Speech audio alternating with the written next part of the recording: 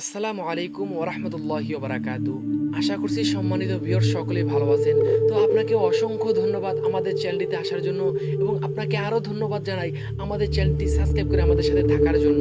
এবং এখনও যারা আমাদের চ্যানেলটি সাবস্ক্রাইব করেননি তারা অতি দ্রুত আমাদের চ্যানেলটি সাবস্ক্রাইব করে নেবেন।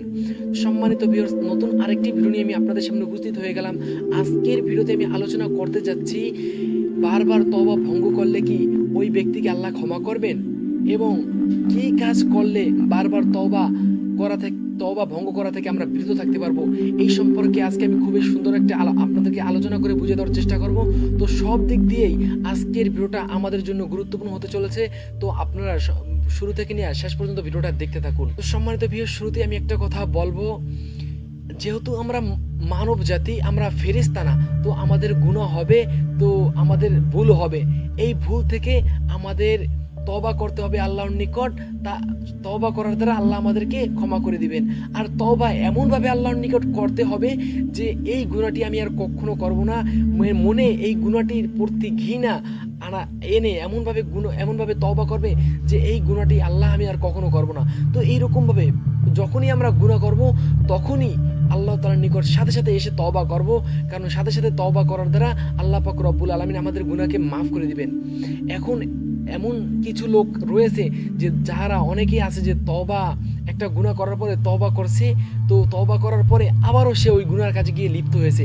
তো কিছু মানুষ এমন ভাবতেছে যে আমি তো একবার তওবা করেছি, এখন আবার গুনার কাজে লিপ্ত হয়ে গেছি, আল্লাহ কি আমাকে আবার ক্ষমা করবেন?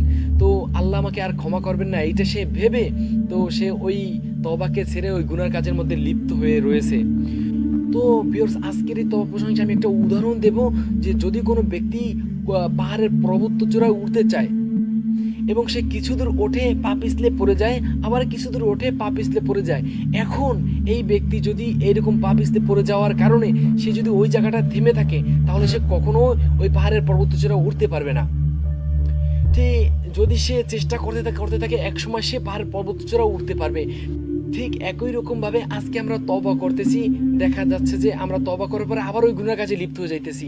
তো এখন আমাদের এখানে থেমে থাকা যাবে না, তো আমরা গুনাহ করব, সাথে সাথেই আবার আল্লাহর নিকট তওবা করব।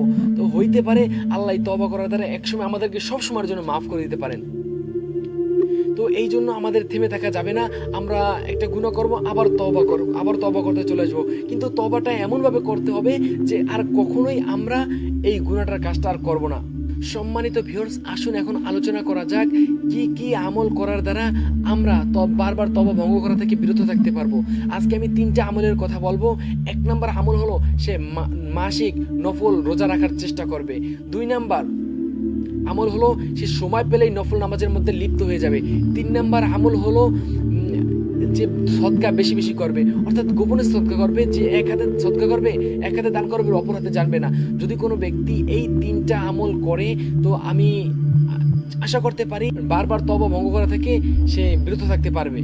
সম্মানিত ভিউয়ার্স, আজকের ভিডিওটি এই পর্যন্তই। যদি আপনাদের কাছে আমাদের ভিডিওগুলো ভালো লাগে তাহলে অবশ্যই আমাদের চ্যানেলটি সাবস্ক্রাইব করে আমাদের সাথে থাকবেন। আর পরবর্তীতে দেখা হচ্ছে নতুন কোনো ভিডিও নিয়ে, নতুন কিছু নিয়ে। সেই পর্যন্ত সকলেই সুস্থ থাকুন, ভালো থাকুন। টাটা কেয়ার, হ্যাভ ফান, আল্লাহ হাফেজ।